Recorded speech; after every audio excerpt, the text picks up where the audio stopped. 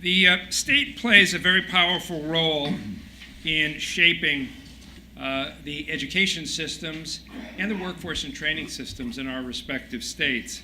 And so when we talk about creating pathways to the future and bringing those systems together, it's logical that we want to examine what's the role of the state in this work, what are the kinds of state policies, practices, partners, systems that we are engaged with now in trying to build these systems, and what sort of systems do we envision in the future.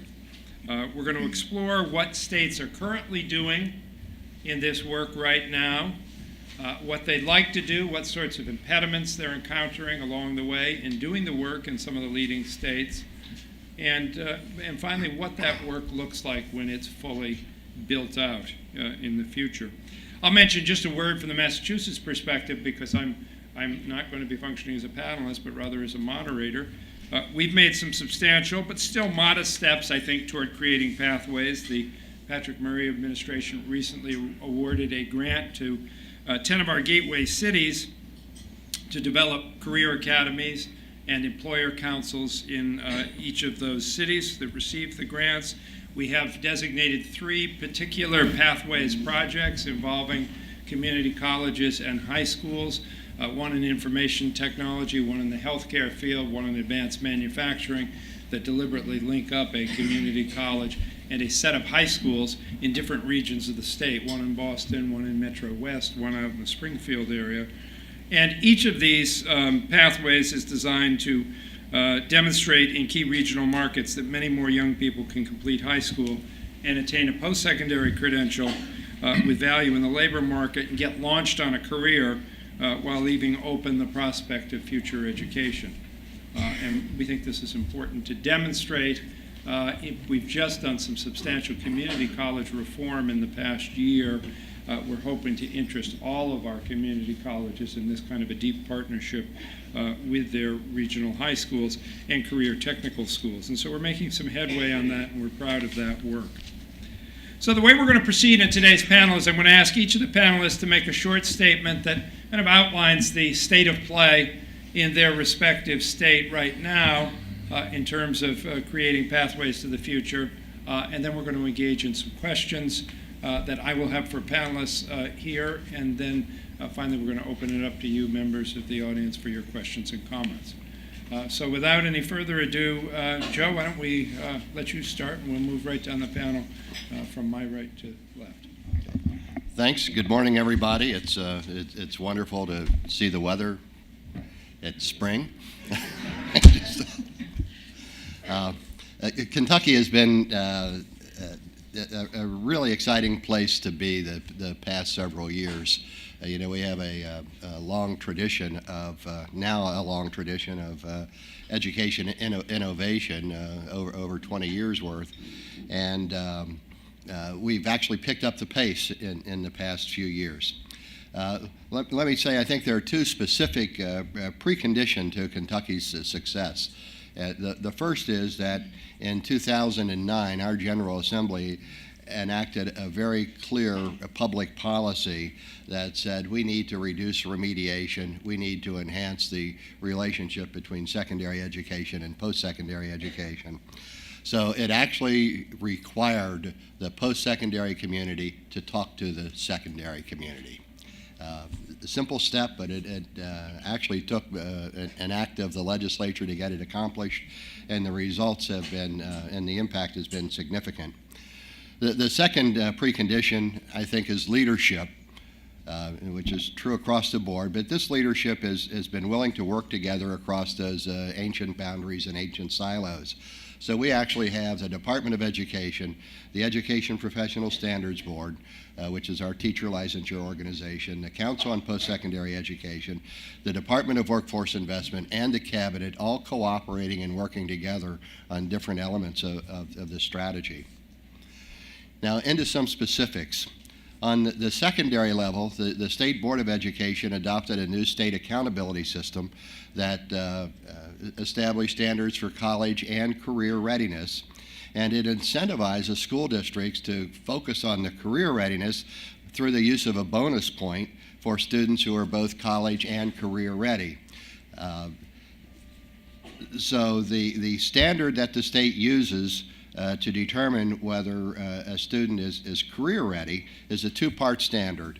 On the academic side, they either have to earn the silver level or above on the National Career Readiness, or pass a certain cut score on the ASVAB, the military's vocational aptitude battery, which is higher. The cut score in Kentucky is higher than the military requires. Plus, the student has to earn an industry-recognized credential. Only preparatory students can be career ready, and a preparatory student is one who has completed 2 career and tech ed credits, plus is enrolled in a third. So this career certificate or industry certificate isn't just something you pick up on the side. There has to be some focus to it. The industry certificate, whether it meets the criteria to be considered valid, there are 4 criteria that are considered. One is whether it's recognized, endorsed, or required by industry, whether it's written and verified by national or state industries, whether it's aligned to the state or national standards, and finally, whether it's appropriate as an end-of-program assessment related to a particular pathway. So if the certificate doesn't meet those standards, it doesn't count. The school districts don't get credit. The impact of this change on us is that it makes every student important to the local school district, not just those who are scoring 22 and above on the ACT. And it rewards schools to pay attention to all of their students.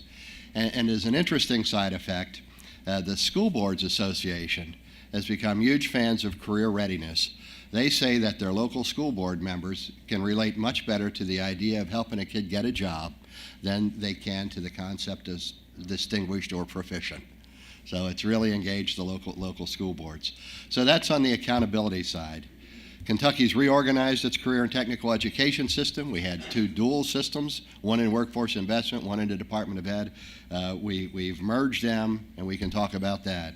We're engaged in preparation for tomorrow with the Southern Region Education Board to incorporate Common Core academics into a project-based learning environment. And we've established a dual credit MOU with KCTCS so that we do, in fact, have a seamless pathway that identifies the eligible courses, the delivery methods, grading, faculty, student eligibility, and cost, and all that from not only the technical side but the academic side. At one time, but prior to 1997, Kentucky had a unified system of technical education. We did a higher ed reform. We took the post-secondary schools away from the secondary schools. So even though they've been in separate systems for the past 15 years, there's still a historic relationship that they've been able to build on. And so we have a fairly seamless dual credit environment. That's on just the high school side. A large part of our work has actually been led by our state workforce investment board. They did a great job, a strategic plan with 25 separate action steps. I'll mention just one of those action steps in this environment. Glad to talk about the others, but it was an industry partnership program. We're using sector strategies. We are funding industry partnerships so that we are asking industry to take the lead in identifying how they think they ought to deal with the skills gap in their environment. We have insisted that industry be the leaders of these partnerships. We won't fund the partnership if it's led by the local workforce investment board or the community college or the academic community. It has to be business led. And we want business to bring in those other partners, but it has to be business-led. And why does it have to be business-led? Simply because the pace of change is so great in business today that we in academia can't keep up. So they've got to be there at the table telling us what their standards and expectations and needs are. Plus, there is a profound disconnect between industry and education. Industry thinks we're doing a terrible job of producing prospective employees. Educators think we're doing a wonderful job. About 75% of each think exactly the opposite opinion. And finally, we have some great experiences in Kentucky, led, of course, by Toyota and their relationship with the Bluegrass Community Technical College and the Automotive Manufacturing Technical Ed collaborative. So that's a great success story we've had. On the other hand, I can tell you a circumstance where we put $50 million into an advanced manufacturing facility, and the manufacturers in those regions came to me and said, hey, this ain't working. We're not getting any students. In 3 years, they've graduated 5 students. We need 250 students a year. Well, why not? They won't listen to us. Don't you have an industry advisory council? Sure. And we meet quarterly. We sit and talk with them we listen to them for an hour and a half, tell us how great they are. When it's our turn to talk, they quit listening. They don't have the right leadership. They can't communicate with us. They're not even teaching the types of welding and other skills that we need. So a great example, and an example that says we've got a long way to go. My takeaways, 3 of them quickly. We need to focus more on the relationship between business, industry, and the education community. Business, I think, has an awful lot of responsibility here. They must be much more aggressive in describing its needs, even to the point of substantive engagement in the curriculum writing process. And we as educators have to listen more carefully and recognize that the employer community is a client, not just the students, but the employer community also are customers of our system. Second thing, industry recognized credentials. Boy, we need a better way to validate those. They're all over the place, all kinds of different qualities, steps on each other, and we need to organize that system better. And finally, on career pathways, in Kentucky, we've got a lot of pathways that are being developed, but typically on an ad hoc basis or an educationally driven basis by a variety of institutions through a variety of funding mechanisms, and they don't add up. We've got pathways that are being developed without inclusion of the business community, for example. We need to have a much more organized approach to pathway development, and we have to be sure that the pathway development does, in fact, incorporate quality instructional programming. I've gone past my 5 minutes. Sorry, guys. Thank you, Joe. Jackie? Good morning. I'm humbled and honored to be here with all of you. You probably heard a few themes that came from yesterday's discussions, and I'm hopeful that I can touch on a few of those in what we're doing in the state of Indiana that might resonate and that might give you some inspiration for what you can do back in your states. So what I'm about to share is something that I would say that I think we find is working in Indiana. I wouldn't say this is necessarily how every state wants to or should structure themselves, but what we've done, I believe, has been pretty critical to the success we're seeing. So part of my story, and you have it's a 2-pager that they put on a 1-pager front and back on your tables that talks about Indiana. And part of the story really here is driven around adult education. Now, why do I bring adult education into the mix in this conversation? Well, one is because it is really critical to what we've done in terms of making changes in the state, but 2, we have a large portion of youth that come through adult education. 47% of those we served in PY11 were under the age of 24. And so the individuals that we see as recent high school dropouts or those who haven't succeeded in the secondary system are coming to adult education to try to get their GED, and we're taking that opportunity to try to add still to their education and to their training. So here was the vision we had a few years ago in the state of Indiana. We wanted to meaningfully align education and workforce training. And specifically what that meant is that we wanted to move adult education delivery from our Department of Education to our Department of Workforce Development, which we did through state statute by unanimous consent of our General Assembly. In doing that, we had a few things that we wished to accomplish, not only to make sure that individuals actually did get that high school diploma or GED with us, that was important, but we wanted to add occupational training to the mix.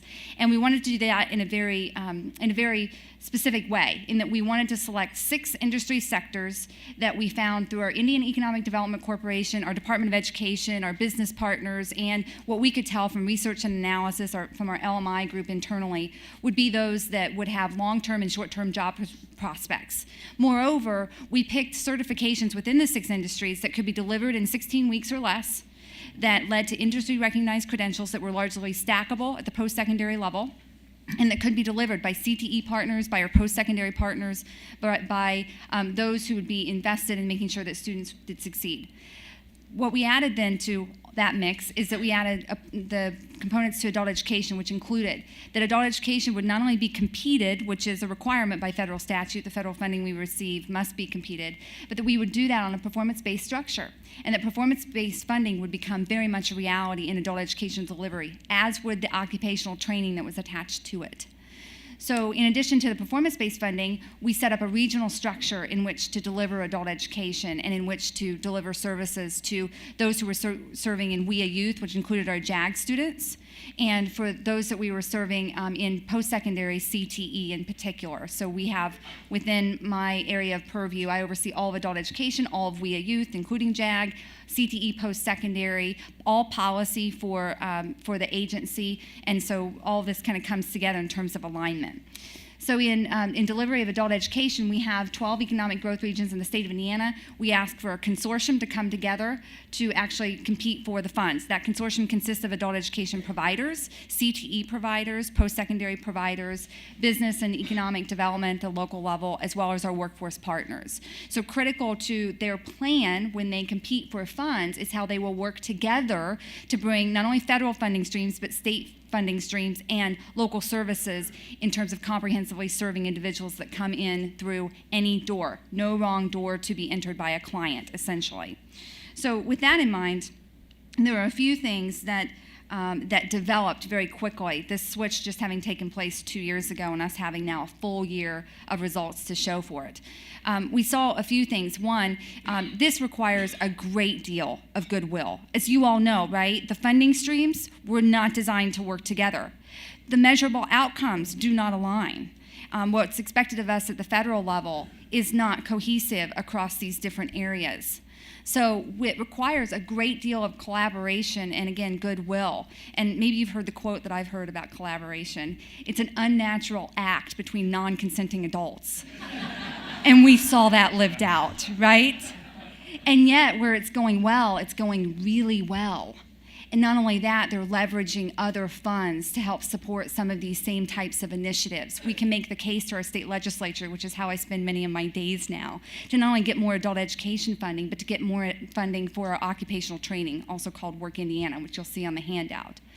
And in making that case, we're able to not only further align what we think is critical in education and training, but the services that support those clients. These are clients who need the most assistance. We looked for specialization of everyone who's involved in this system. So where do our partners have the ability to be professionalized and to really do what it is that they do best? Allow adult educators and those who are serving youth to do that really, really well. Make sure that we have intrusive career and academic counseling and that we have strong follow-up with these clients. Ensure that, again, there are supportive services to address barriers to success as we're looking at what client needs, really demand in terms of their success.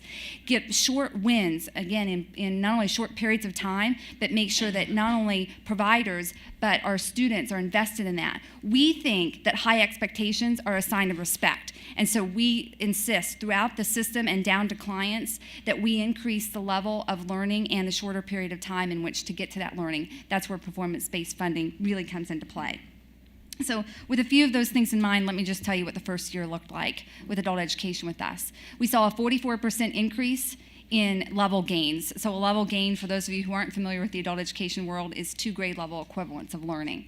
We saw a 17% increase in GED attainment. So we're really excited about that first year of outcomes. And again, with the significance of the population we're serving that are ages 24 and younger, we're really optimistic that we have the ability not only to get those individuals their initial academic credential and occupational training, but also that we can help them commit to more lifelong learning. That those credentials that they're getting with us, kind of that first rung on the career ladder, will lead to still more credential attainment in their future. So I'll leave it at that. Okay, thank you, Jackie.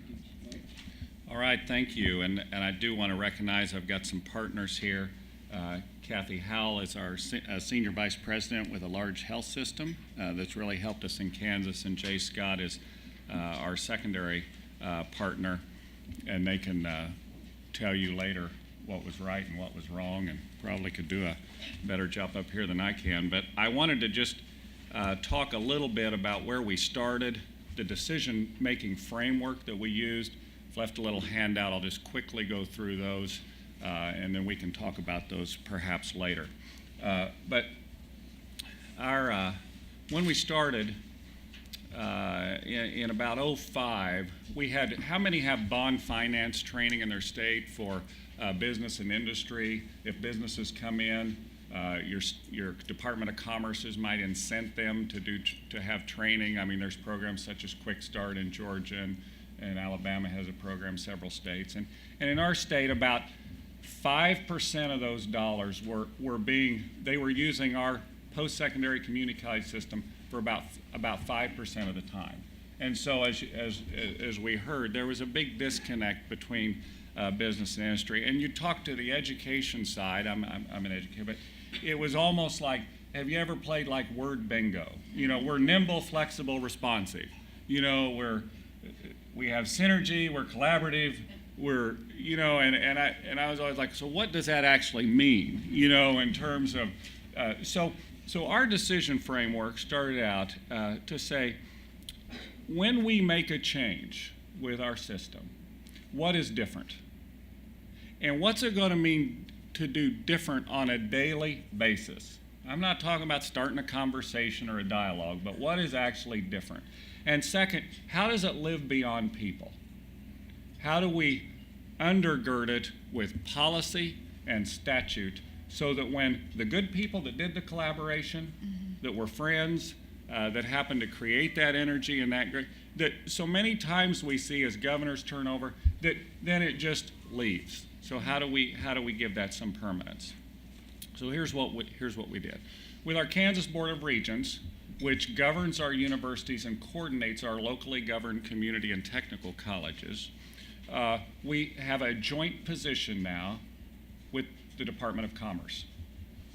And I can tell you that all those workforce programs in Commerce, Workforce Investment Act programs, apprenticeship, and all of those now are linked with a joint position. So that's a structural thing that we've done that I think really advanced us. We have a Kansas Post-Secondary Technical Education Authority that works underneath the Board of Regents and that really focuses on technical education because it really needs a lot of attention. We also, and again, using the framework of what's different, you know, we also redesigned the funding formula for technical education at the post-secondary level, and the secondary education is doing that right now. We have a tiered-based formula based on rates that we've used a national study to verify, because we know that all technical education isn't created equal. Some is less expensive to deliver than others, and many times the high-cost programs to deliver also produce the high-wage graduates. So we had a bimodal distribution of programs throughout our state, because as an institution selected a high-wage program to deliver, they'd always say, well, now we need a low-cost one to balance that if we're going to make any money because we're paid the same. So now we have a tiered-based formula that recognizes those costs. And if you're more efficient at the local level, you have a gain because it's based on rates, not just it's not a cost plus. We also have now alignment with business and industry. We don't require this. We only require it if you want your program to qualify for state funding. Now, it's amazing that everyone does it. So if you want to qualify for state funding, and almost all people want their program to, you must be, where possible, and I agree we need more organization. I think NC3 is an organization doing some good work, but we need more organization. But where possible, the program must have industry-recognized credentials. Must use industry-recognized credentials aligned with the academic program, similar to the model promoted by the National Association of Manufacturers. So it's not like, well, maybe we'll use this, or perhaps. If you want the state funding, it must. And we have state business and industry committees look at where are the value-added exit points. Where is it after 12 credit hours? There might be a short-term certificate. There might be another one, because what we've done in education is we back everything into our model. Why are all technical education programs at the post-secondary level almost 2 years? Or why are they all 1 year? Well, because the school year was 1 year. So we've backed them into that model. We've found that local advisory committees, some are effective and some are not. That might be only unique to Kansas. But some are effective, some are not. So we have statewide committees that do that work with representation from locals. Our governor promoted Senate Bill 155. It passed the legislature. Again, in statute, every junior and senior in high school can access career and post-secondary technical education courses, college-level technical education courses, and the tuition is paid by the state. And if they complete an industry-recognized credential before they graduate from high school, the high school receives $1,000 for that student. So there's an incentive there. There's a lot more to that legislation, but that's the two big peanuts. And then finally, and then I'll end, right now we're in the middle of implementing program outcome metrics for state funding at the post-secondary level. Now, what does that mean? We've had business say, we want 3 metrics out of these programs.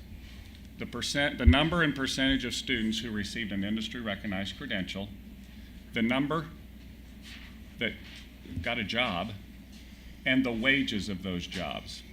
And so we're in the process right now of benchmarking our programs, and within a short period of time, maybe short by education standards, we'll be implementing those metrics, and programs will qualify for state funding or perhaps rewards based on those metrics.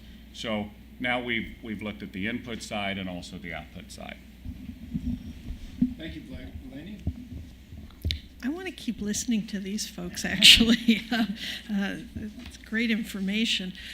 So I'm going to do this a little differently for the state of Washington, and I'm going to go back 22 years when the state was in a similar circumstance that we're in today, with economic turmoil and churn, folks not making it through their education pathways, and employers saying they can't get the skills they need out of the workforce. And so the legislature and the governor at the time created a model for a workforce training and education coordinating board, my agency today, and they did a lot of research to figure out how to set this up, and looked around the world and said, we need to have a board that is consumer driven. And by consumer, they meant both employers and workers. And that the major administrators of public and state investments in workforce education need to be sitting at this same table. So we have a tripartite board. It's very small, 9 voting members, a few more non-voting members, 3 each from business, from labor, and from our lead government agencies. The statute charged the board to create a performance accountability system, that a single dashboard that would allow the state to tell the story of whether or not we're really making gains in all of these systems. And at the time, they put 19 different federal and state funding streams under that performance accountability system. And the performance measures were likely ones. Are people getting jobs? Are they earning wages that allow them to live well in the state of Washington? Are they getting the skills and credentials that they need to actually make their way into employment, but also to set them up for further career development and educational development? They also asked for employer and participant satisfaction information. Our employers, do they say they're getting the skills that they need when they need it? And do participants say they're getting the skills to be effective on the job?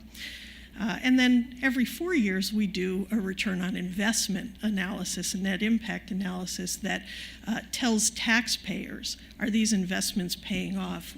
What's the dollar return for every dollar of taxpayer money that you put in?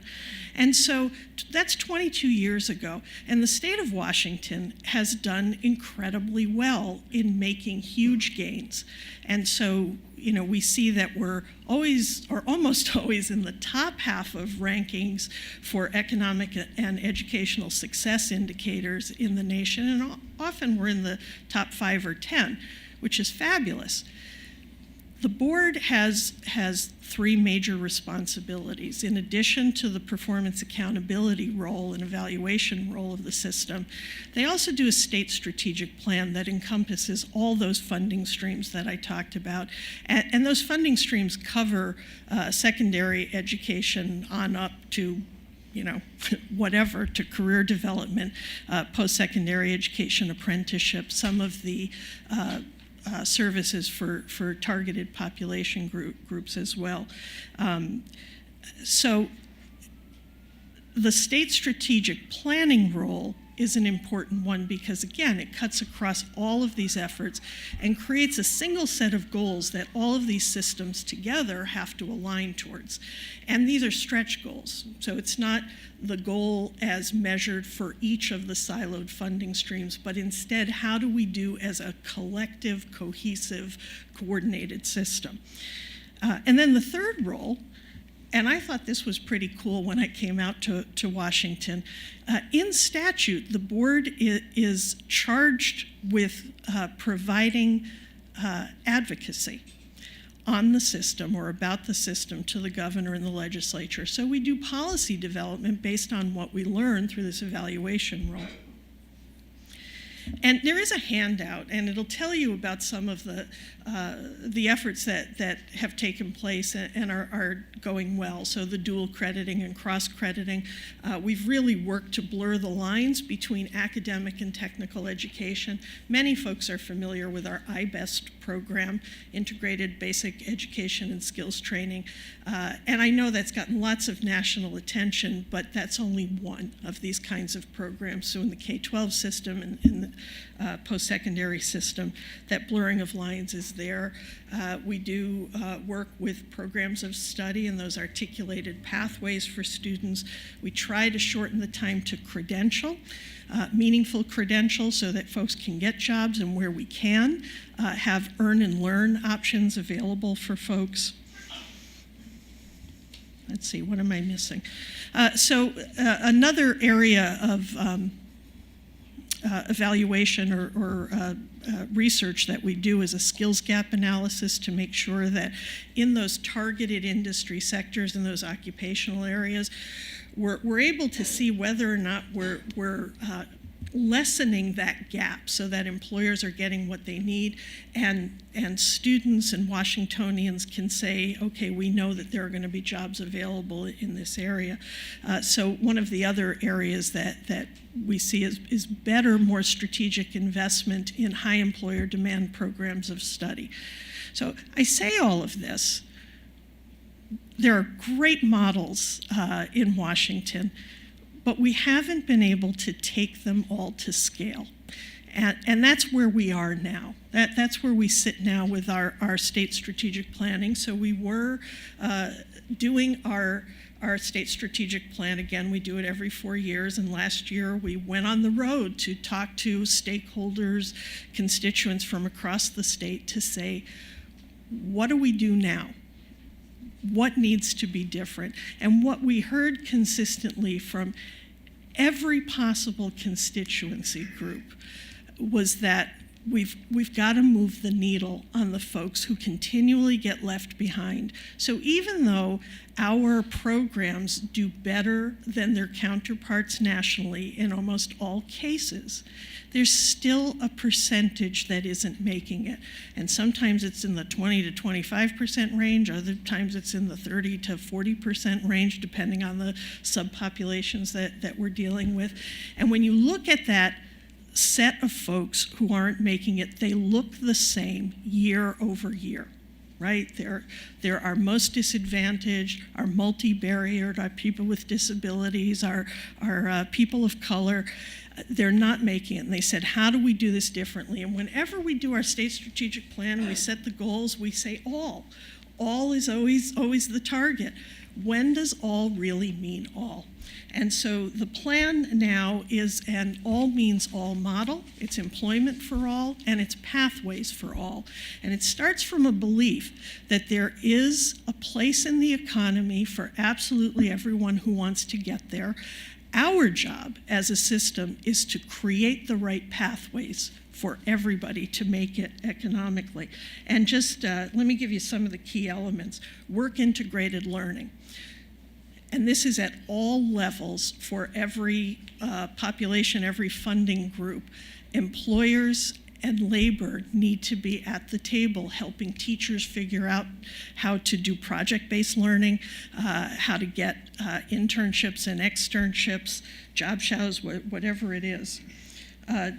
Direct and quicker routes to meaningful credentials. So while we've done a good job at coming up with strategies to shorten the time to credential, we know we have to do more of it, because fewer and fewer young people especially and working adults can take the time necessary to complete full-time programs. Career information and guidance materials and information for young people, for adults looking to do better in the workplace, for parents and guardians, counselors, teachers, administrators. We've got to figure out how to put that out there. And then earn while learning models. Many more opportunities are needed for people to make money while they're in the learning mode. So we're looking at that. And just quickly, I know we're running short on time, but I want to talk about a couple of things. We're in our legislative session at the moment, and we have a shiny new governor who's 2 months in the job. And we were a little concerned because we started this whole planning process before the elections, and you might remember it took a while to figure out who the governor actually was. We were kind of hopeful because both governors made education and job training and job creation their top priorities. But Governor Inslee has accepted this plan and many of the elements in it and has created his request legislation, some of it based on this. One really important one is what we're calling the ASSET program, the Alliance for Student Success in Education and Training. And the Alliance is the business, labor, and government communities that are going to develop what we're calling a sort of eHarmony system to help employers and workers that want to connect with their schools have an easy way to do that. And for students and teachers and administrators who want to connect with industry, there's a way to do that. We are, in the bill, we'll be using the local workforce development boards as the intermediaries. There are 3 boards that have already developed these programs in their regions, so we're building off of some really terrific successes out in those communities. And there's lots more, but I'll stop. Okay, great. Well, thank you very much to all of our panelists, and I think what we've seen here is a portrait of a sector, in fact sectors, within government and our traditional education and employment delivery systems that are in a rapid process of change. This reminds me a little bit, I have a son who's now in his 30s and runs an internet business, and when he was younger, and when I was younger, and I worked a lot in education reform in this state, he used to, as children do, keep us humble by saying periodically, well, Dad, I know you're involved in education reform, but I'd like to know when something that you do that I read about in the paper is actually going to have an impact on me in the classroom. When am I actually going to see one of these things? So fast forward to the present time, ever since I took the job as secretary, he has been saying to me that in his business, he needs computer programmers. And he can't find them anywhere, and he doesn't need fancy qualifications. He just needs people who know code, who know how to work with code, and can do some of the complex applications that they have in the field in which he's working. He tells me, well, why aren't your secondary schools working on this? We don't care that they have a high school, a college credential. We just want people with the skills. And so we've gone back and forth, and we've done some work on that. I think we've improved in Massachusetts. But he sent me over the weekend a little news clipping about something called App Academy. Which is maybe an apocryphal story about a private sector group that has gotten together in a couple of cities now and decided to give an accelerated boot camp training in computer programming where they put people through several months of very intensive education. They're all private. They charge a tuition, but the interesting thing is they don't charge you the tuition until you get a job. And 95% plus of the people going through the program have been getting a job out the other end. Now, it's very small now. They have 2 sites. They've serviced 50, 60 people, I think, nationally thus far, but they're getting started. But they're placing all their graduates in live jobs where they, in turn, then pay back the tuition. So this is where the private sector outside of government, I think, is going if we don't get on our horses and do what we need to do internally. But I find it very encouraging, the portrait that our panelists have given us of the work that's going on inside. So a few questions about that work. We've heard of Senate Bill 155 and a variety of other policy strategies cropped up in the presentations that people have mentioned here. But I wondered if you'd each mention 1 or 2 of what you think would be the most effective policy strategies, either that you've used to date or that you can envision for accelerating the kind of collaboration and service that you've described in your statements today. What are policy interventions that would be helpful here? I'll jump in. 2 things, very quickly. One is that when we took adult education over from our Department of Education, all of the rules and regulations that were in effect were wiped away with the governor's signature. So we were able to reestablish all policies that drove adult education. Moreover, because I oversee policy for the entire agency, we were able to align some of what we do in the workforce side by reestablishing policy there. So you'll see there's a link within what I put on your tables that is customer flow policy. That helps articulate not only for our workforce partners kind of what the priority of service will be and how that flow will work, but it plays right into what we're trying to do in terms of serving everyone from adults to youth. Moreover, then, what we've established in adult education policy has simplified the way in which we wish to see clients served. And again, because we serve so many youth, we're trying to make sure they have access to the variety of services and the funding streams that might support them. So as we look at, where policy or statute can be helpful, we tend toward policy because it's more flexible. We can exercise it for a bit and make adjustments and come back to it and get a lot of inflection from the field in terms of how it's working, versus statute, which I'm not against statute, but statute, takes a lot longer to enact. You've got to convince a lot of legislators, and then you've got to, deal with the fact that it is rather inflexible from that point forward. So where possible, we've been aligning policy. Good, thank you. Others? Yeah, I could, just from the CAM's perspective, I think about statute. Sometimes statute doesn't take very long to enact, and that can be kind of scary, as we've learned. Really, our next piece of this that in our educational system, at least in Kansas, we have some false exit points that become loss points for us. And one of those is a transition between the senior year, high school, and college. And so we have that leakage. And really, I've thought about the conversation here just in terms of how we define pathways. And I think it'd be great to really have a common definition, because when we say pathways, I think some of us, when I hear career pathways, I'm talking about the entire system, and some people are talking about a program of study, and so I think that would be good. Jay and I are really going to be working on how do we get joint counseling between secondary and post-secondary. Mm-hmm. It's critical. Our counselors have honestly, and at post-secondary level too, they've turned into schedulers. We say, oh, be a counselor. Oh, by the way, here's your 600 students you're going to work with. Well, what we've learned is that many times students are getting much of their advice not from the counselor, from a trusted instructor. At the post-secondary level, it's very true that faculty will influence a student's choices. So that is really, in terms of navigating those pathways, and it has to be for all. The argument that, well, college isn't for everybody, college is, that's been decided. Some kind of post-secondary education is for everybody. 66% of our workforce in Kansas is going to need some type of post-secondary education. Mm-hmm. And so it may not be Harvard, It may be a technical college, maybe a technical program at the post-secondary level, but we see a gap in terms of that advising, and that's where our efforts are going to next. Okay. Laney? So I actually think we need to move away from some policies and eradicate them. I mean, Jackie mentioned that so many funding streams are not meant to work together.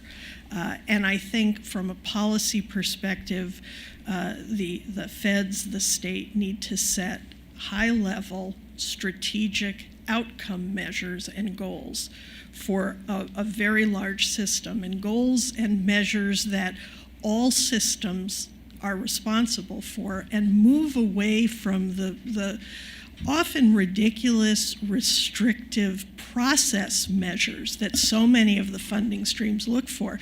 I mean, it makes it nearly impossible, even with the most committed folks, best minds working together, they're still responsible to move their investments towards these, as I say, often ridiculous process measures. So that's one.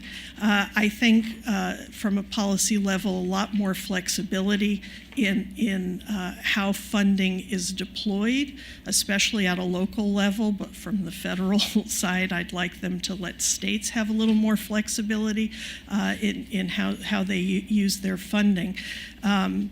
Not entirely. I mean, I do think there have to be balances, checks and balances for these sorts of things.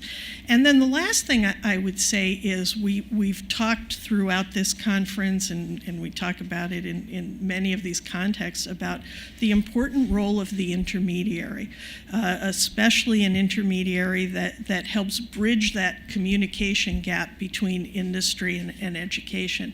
And yet, it's nearly impossible to get meaningful, sustained funding for that role. And so policy efforts that help us do that would be wonderful. And one example, we do have workforce boards all across the country that are funded by the federal government. And yet the restrictions put on them about the role that they play, it makes it a near impossibility to make use of them for these kinds of efforts that we're talking about. So much more of that. You've touched on something that I wanted to ask later, but let me segue to that now. It's the whole question of federal policy. And you've made a couple of comments, Eleni, about it. I wonder if other panelists have thoughts about that. What kind of improvements in federal policy to better align with the work that you're doing at the state level would you like to see? What time does the session end? One quick one is ability to benefit. When Pell Grants were restricted, and you needed a high school diploma in order to access a Pell Grant for post-secondary work, that hurt our programs as we transition, as we have students who have not yet earned their GED access technical education at the post-secondary level. They can no longer qualify for Pell. That one little change would be huge for us. And then I think in terms of federal policy, and I've had the opportunity to also be a director for the Workforce Investment Act programs in Kansas, although that was a short period of time, thank heaven. But it is, I think there has to be some competition introduced into Workforce Investment Act programs as well as Carl D. Perkins. Not all, but a complete formula-based grant does not really, there are no way to direct state resources at the, or federal resources at the state level. Okay, thank you. Joe? I have very low expectations of the federal government. I mean, I've come from the state who's given you Mitch McConnell and Rand Paul. I live in northern Kentucky, and the congressman right across the river is John Boehner. Okay? So, having said that, I would just be satisfied if, in the WIA Act, the Congress would restore the governor's set-aside, we you know, the 15% money, we use 5% for administration, 10% for projects. We have funded all of our work on the workforce investment side, on the industry partnership side, on the sector strategy, with that 10% set aside. So if they would just do that, I would be happy for a couple of years. Okay. And my expectations will have been met again. Good. Thank you. Several of you have talked about collaboration, whether an unnatural act or not. We all like to talk about it, and certainly we'd all agree that it's easier talked about than done.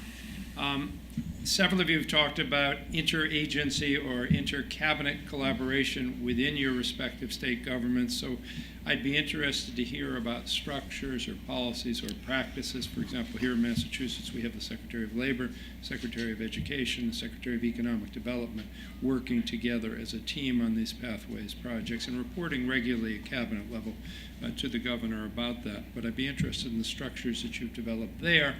And in particular, the point that Blake raised, which I think was a good one earlier, about how do we make this collaboration and establish this as a tradition within government that goes beyond the particular individuals who are engaged in it in the moment. Joe. Well, Kentucky structure, I think, is somewhat interesting. I'm Secretary of the Education and Workforce Development Cabinet. So in my cabinet are all the usual suspects from K-12 education, educational television, education professional standards boards, libraries and archives, early childhood, our Center for Education and Workforce Statistics, which is our student longitudinal data system, which is now a separate agency, but as well as workforce investment, which includes unemployment insurance, employment services, Wagner Pizer, workforce investment, vocational rehabilitation, and Office of the Blind. So because of that, I'm sitting in the role where I really get to look at the intersection between education and employment in a fairly significant way. My cabinet position is relatively weak in the sense that most of my agencies have gubernatorially appointed boards who hire their own commissioners and so on and so forth. But it does allow us to create an environment where we can talk to each other and work across some of those lines. And by virtue of my having the workforce investment side as well as the education side, when it comes to the relationship with economic development, which is a separate cabinet, a small cabinet, our economic development cabinet has like 90 people. Education and workforce development, excluding the K-12 system, has got about 2,600 people and a $2.5 billion budget. But we've been able to partner up with the economic development side quite well because of employer demand. Our economic development folks were out there coming back with every prospect saying their first question is about available workforce. So it's in their interest to team up with us, our interest to team up with them to meet that demand. Thank you. Jackie?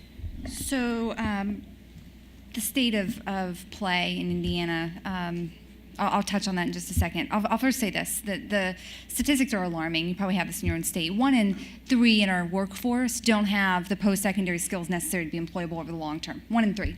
1 in 6 don't have their high school diploma or their GED. So with that in mind, while we have cabinet partners that are working together, while we have good alignment, while we now have, as to borrow from Eleni, we also have a shiny new governor who comes to us as a former congressman, who has sensitivity to what we're dealing with in terms of the federal level.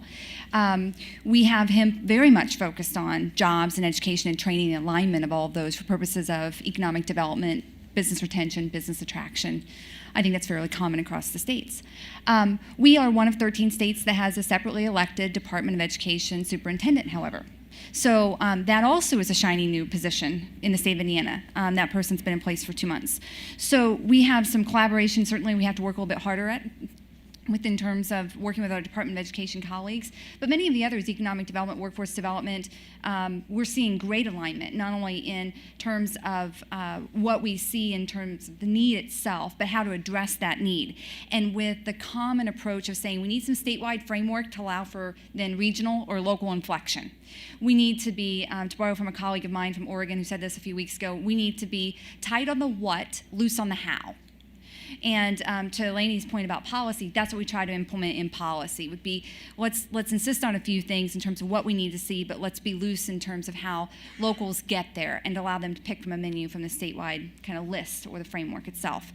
But in essence, I would say that with the governor's focus, that of course being key, and the case to be made in terms of what we're seeing in lacking education and training, that's the starting point in which to bring these partners together and make them committed to putting resources, precious resources, toward defining and rather redefining where we will focus those resources and what outcomes we'll look for. Thank you. Most of our systems, actually collaboration is disincented. When you think about how institutions earn state funding, when you think about how TANF dollars are distributed, and all those things, it typically disincents collaboration. Here's what we've done in Kansas and kind of where we're going with that. We do have the joint position. We think that's important. Our Deputy Secretary of Commerce, which is the Economic Development Agency, is also the Deputy Secretary of Labor, and so which has all the LMI data. And we found that some of those collaborations, if they're underneath the secretary level with the with many of the working people in the agencies, that's where you really need that collaboration. And then with the Kansas State Department of Education, we're looking at and we're about ready to release an RFP just as a pilot, but looking at awarding those Perkins funds to consortiums that include post-secondary institutions and also high schools within a region. And that way you force that collaboration and offering incentives through a reserve fund to do that. So, you know, that is true that collaboration, if you look at many of these funding streams, many of the ways that people, it typically disincents collaboration. Okay.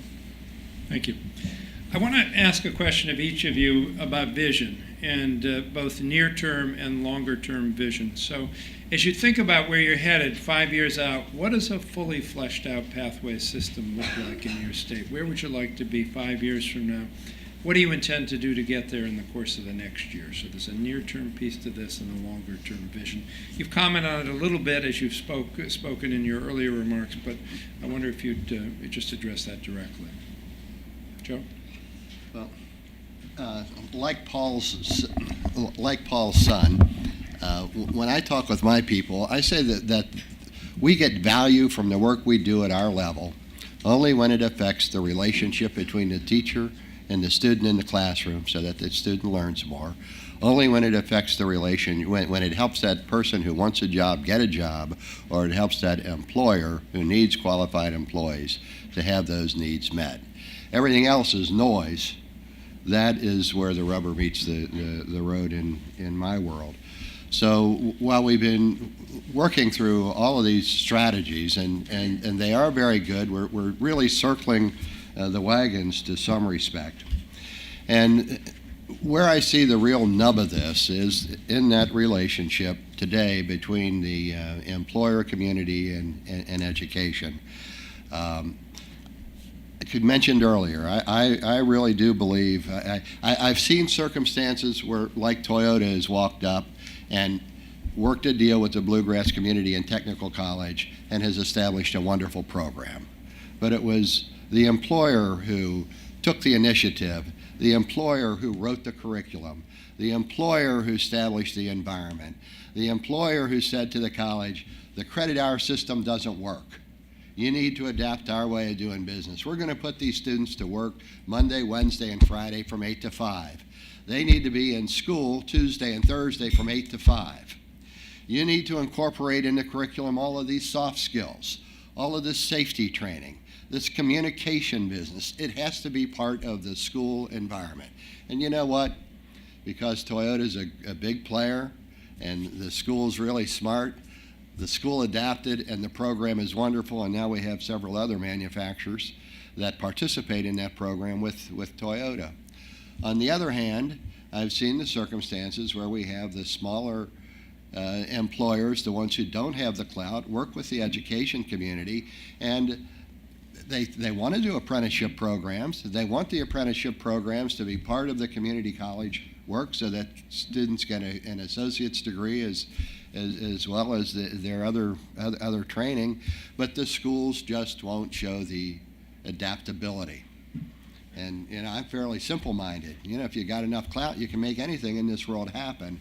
So how do we look at these different experiences and try to adapt our system so that we can take all of these good experiences, identify their elements, and systematize what's worked so that employers are successful and our prospective employees, our students, are successful too. And to me, the nub to that, I'll go back, is the relationship between the business and the education community. And I guess in my mind, I see some sort of business organization by economic sector, let's pick advanced manufacturing, for example, in which that business sector organization has the responsibility of identifying the curricular elements that it needs for its industry and the soft skill elements that it wants and needs. And then it works with the education community. Maybe accreditation might be too hard of a word, maybe an imprimatur, a blessing, an approval process of some sort, so that the academic programs that meet the standards set by the employer community have a special blessing and recognition so that local employers in that sector know that they can use those academic programs with great success. Also want to see that work so that when the business community is having problems with their local academic community, they've got somebody that they can go to who can be an advocate for them, a risk-free advocate, so that, I'm running a little manufacturing shop, I can't get what I need from my community college, I can go to somebody that won't upset the politics of the local environment. I think that's a big first step, but then it also needs to morph over time into a greater emphasis on the Earn While You Learn programs. So many of the people, my 1.5-year-old grandson has an iPad, and in Super Bowl Sunday he was playing with he uses the iPad better than I do. Okay?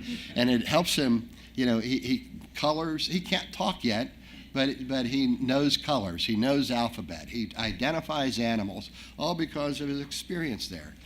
And I think in 5 years, how are the kids who don't have that experience going to be able to keep up with him in kindergarten?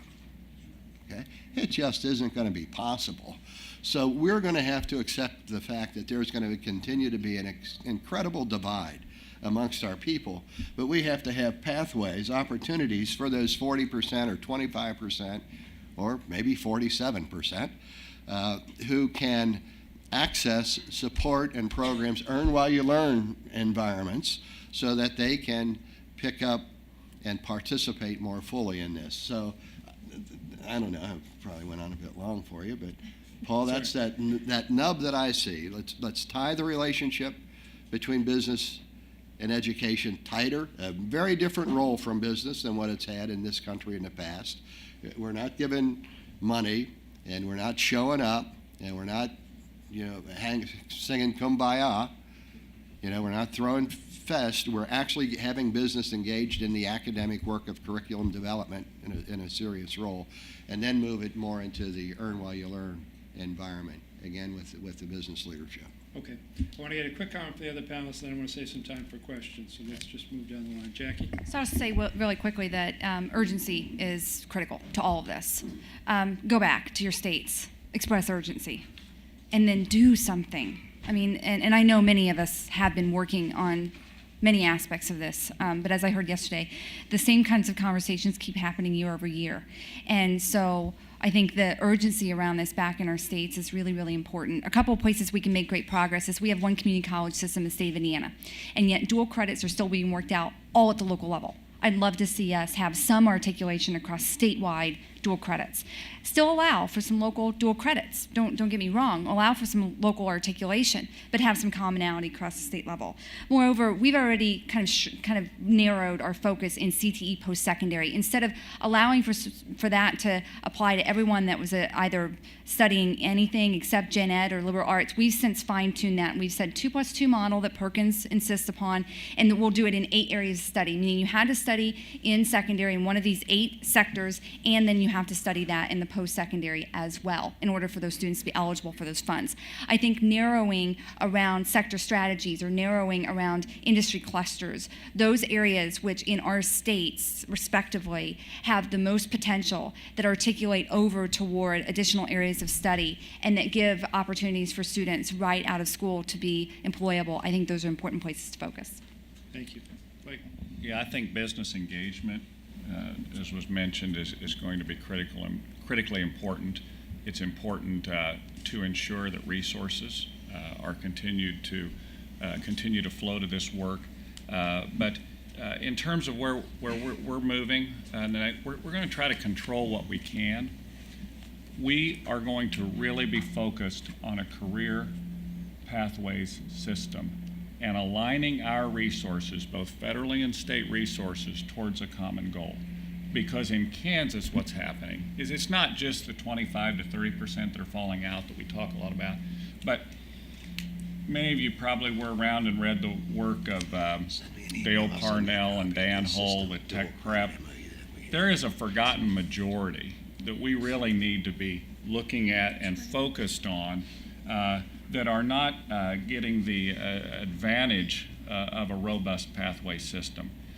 So, we're also going to be exploring how do we ensure that the pathways where there's some jumping off points that are earlier than perhaps a baccalaureate pathway, that those also have a baccalaureate option. Because many times for parents and for students, they want to see that is out there and attainable and not a bad thing, but that you also have some exit points where you can work and earn and learn so that maybe when you graduate with a baccalaureate degree someday, you're not saddled with so much debt that you really can't participate in the economy in the way you'd like to. Thank you. Laney? Yes, ditto to everything. And I was going to kind of go where Blake was. There's so many of our students who do absolutely everything right.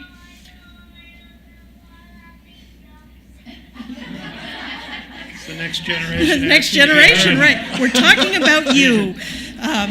So they do everything right. They graduate at a time. They take all the right courses for credit, and they graduate from high school and don't have a clue what to do next. Or they go on to college, to a 4-year college in a program or discipline that somebody told them was a good thing to do, and yet they don't survive it. Or they get through and go to work and say, this isn't the job for me. We've got to make sure that what we're putting together are meaningful pathways for all of these young people, but we've got to start with helping them and their parents or guardians make good decisions based on their interests and passions. So much more investment in career guidance and pathway development would be an add to this. Good. All right. Thank you, members of the panel. It's now your turn in the audience. And if you just identify yourself, we're going to have a microphone that moves around here and raise a brief question. We'd appreciate it. I see one in the back corner. Well, a couple of them back here. Yeah. That side's awake. That side of the room's awake. Yeah. They need more coffee. Yeah, right. Thank you. Good morning. Thank you so much. I really appreciate the handouts. Let me thank you for those. And then made a lot of great additional notes. I have a question. Jennifer Grove from Gulf Power Company, part of the Southern Company, a regional electric utility in the southeast U.S. I live in Pensacola, Florida. My question is this. Many of you in your states do seem to have a much more closely aligned structure between secondary, post-secondary ed, and workforce. How well and what strategies have you used to embed this kind of new pedagogy that's finally now sweeping from not just CTE but into academics through Common Core implementation. How well have you embedded that in your teacher training programs in higher ed within your state? And what are some strategies you've used to do that? So I hope you heard yesterday where they're talking about backward development. Yes. We start with the end in mind, and with learning outcomes, we've developed a curriculum so specifically to pathways. So for the occupational training that we insisted must be delivered in about a semester or less, that's one of the things we had to do a lot of, was redesigning the curriculum. And we had to help our CTE centers and our post-secondary partners in that effort. And so we've spent a good deal of professional development time around that specifically. How do you develop that curriculum that helps to some degree contextualize, not to the degree that IBEST is contextualized, meaning you have two teachers in the classroom, but contextualizes for purposes of bringing an individual along toward getting their GED or high school diploma and getting that occupational training. But also in delivering that occupational training curriculum in an accelerated time frame in some cases, and or in being able to do it in such a way that it naturally builds toward the next rung on the career ladder, meaning you really are trying to set them up to not just get their CNA, but to continue on with their education. And so we've literally just spent a lot of time doing just that, professional development of our teachers and our administrators in adult education, and bringing along our other partners who are part of the system as well. So that means some of our CTE providers as well as our post-secondary providers. So within your departments of education and your universities where you're training your teachers for your state, you have embedded all of the knowledge of those pathways and everything in their education? That's what I'm asking about. We've done it in workforce development. That sometimes brings along our Department of Ed colleagues and others, but we're actually doing it from the professional development side of workforce development. And we bring our workforce development partners into the mix as well, the counselors specifically. Joe? Any other states? Kentucky's Educational Professional Standards Board credits all the colleges of education in the state. And, teacher preparation is one of the real heartaches that we've all experienced. They move with a clock or a calendar and not a clock when it comes to this change. But a year ago, Kentucky concluded a complete reaccreditation process. It established a whole new set of standards that colleges of education had to meet, and then required all of the colleges of education, both from public and private institutions, to go through a complete reaccreditation process that focused a lot more on real-life experiences for teachers, getting them into the classroom earlier, different models of leadership preparation, and so on and so forth. So that has been accomplished just for a year. We're just beginning to get the results of some of those changes. Now, helping colleges of education do a better job of preparing teachers to deal with the changes in technology and the changes in political philosophy and the issues that we're talking about today is nigh impossible from my perspective. It's very challenging, very difficult, and you have to work with the teacher product upon graduation within the professional development environment to acquaint them more closely with this sort of work. Now, in terms of the preparation of career and tech ed teachers, in Kentucky, I'll have to admit that it's fairly appalling. The certification of career and tech ed teachers is not done in most cases by the colleges of education. It might be the business college. It might be some other department within the university that certifies those teachers. And it's an area that we're just beginning to have conversations with our education professional standards boards on, because the attributes that career and tech ed teachers bring to the classroom environment really are wonderful. They need to be maximized, and we need to have teacher preparation programs that really support and enable those folks to become good teachers, as opposed to the way the system is today. Okay, other questions? Over here we have one. Hi, Sapna Gupta with the Morrison Institute for Policy at Arizona State University. One thing that I've noticed throughout this conference has been integration of CTE with core academics. And Eleni, you mentioned that you have blurred the lines in the state of Washington between CTE, pathways, and academics. And I've heard the others talk about integration. Could you all talk about how that has been done? Because as people say, the devil is in the details. Sure, I'm happy to start. And this is an area that we actually want to figure out how to take to scale, but our Superintendent of Public Instruction's office has really taken the lead on creating turnkey packages, curriculum that any school district can take on that tells them where the alignments are between career tech ed courses and any of the core academic curriculum, which is really very helpful. We don't have full-scale acceptance from our boards of education at the local level, although we're seeing a sea change happening.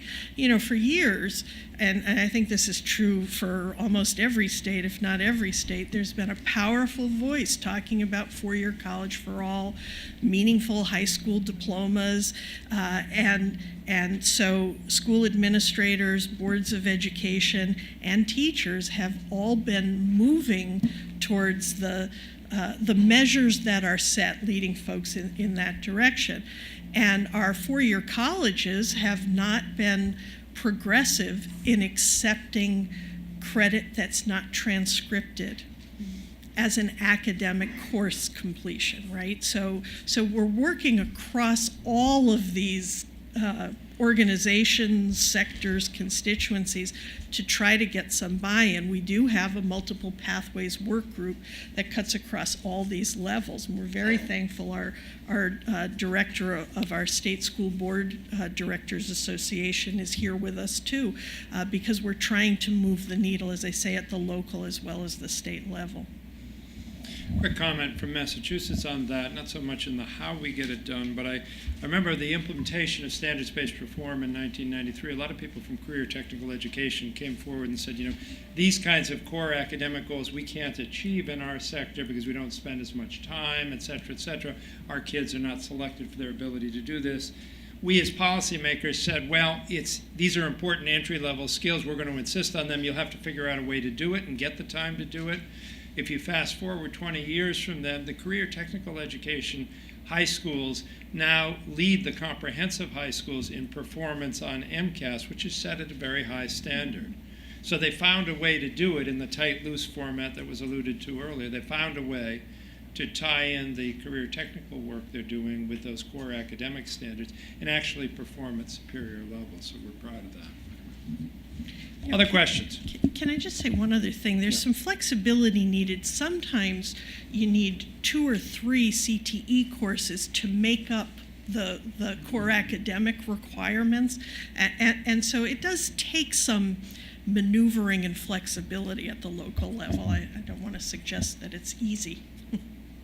Okay, I think we've got 2 more questions, one here and one there, and then we're going to close out. Great. Hi, thanks. Lauren Baker from the Wisconsin Regional Training Partnership in Milwaukee. So, Blake, this is mostly directed towards you to help me understand a little bit more in Kansas. And again, the devil being in the details, I'm sort of on that theme too. One, you talked about a tiered approach to funding. This is kind of fascinating to me, especially when we look at our CT programs and the difference between a business education program and an advanced manufacturing program. I'm not sure how you do that. You know, if it's possible for you just to give us a quick sort of synopsis of how that happens. That's one. And the second one was, as you were talking about sort of data collection and how you were evaluating certain things, I was fascinated. I like the idea of sort of number of industry certificates, number of jobs, quality of jobs. But again, how do you do that equitably? You have a small rural school district where there aren't a lot of jobs. You have a larger city where there may be more. So sort of in the equitable distribution of funding on both those questions. Thank you. Okay. So in terms of the tiered approach to funding, there's a national study called the Delaware Study. Are some people aware of that did it for four-year colleges? We actually had a community college that did a similar study with a FIPSI grant for two-year colleges, and it's not just technical education programs, it's all programs. Johnson County Community College led that work. And so what they've done is nationally, and our institutions in Kansas report to it as well. People now have common definitions. They report in to see what's it cost to deliver a welding course, what's it cost to deliver a dental hygiene course. And so we take all of those costs and we assign them per course, not per program, but they're actually at the course level.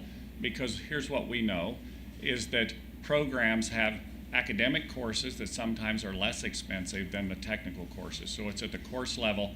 And what we've done is just divided it into 6 buckets, if you will, or tiers, because you couldn't have, there's obviously many numbers. We've assigned rates, and it would take a bit of time to walk through all of it, but we can get together. So that's how we've done it. So so maybe you're teaching a dental hygiene course, and the rate is $240 per credit hour in terms of state aid.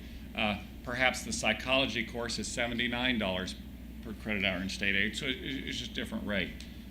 In terms of data collection, this is where we are right now in terms of implementing these metrics. What we've done is we've said, here are the 3. And so, yes, the devil is in the details. How are we going to get them reported? What's the regional differences in terms of wages? How are we going to use these factors? That's where we are right now, and we expect that to be longer than a 30-day process. That might be a 1 to 2 year process to develop exactly how that's going to be implemented. It's easy to say, here's the things that count. It's more difficult. We need more help from Department of Labor to find out where our students or our graduates are working and how much they're earning. We can find out all the Kansas students. Now we're developing cooperative relationships with neighboring states. So if you're going to use these for state funding, it can't be self-report from the colleges, because we got everybody employed. Well, really, All right. Thank you. I appreciate that. Last question, quick answer, and then we'll wrap up. We must be finished. Yeah, I'm David Fisher from the New York City Department of Education. A question for Ms. Papadakis. You mentioned the ROI analysis that's part of what you've been doing in Washington for more than 20 years, it sounds like. Could you, and I guess quickly, explain what the methodology is and sort of what the results are, and then if there's an extra second, I'm wondering if the other panelists have similar things in their state. Well, so no, I can't, but we do have experts in the room that I can hook you up with. I mean, what I will tell you is that showing that dollar return on investment has made tremendous headway for us with the legislature and governor, and that's at the state level, but things like the ROI that we've shown on secondary CTE actually made a difference in the federal Carl Perkins Act being reauthorized the last time around. So really powerful. And as I say, I can connect you with our research experts in the room. Okay, that brings us to the close of our time together. Thank you for some great questions. I think you've seen here or heard a portrait of a sector that's now on the move after a long period of slumber, I would say, and responding to some very concrete demands that are emerging, both from the employer sector, but also from our students. So stay tuned, a lot of good work in the field and a lot of good examples. Please join me in thanking our panelists for joining us.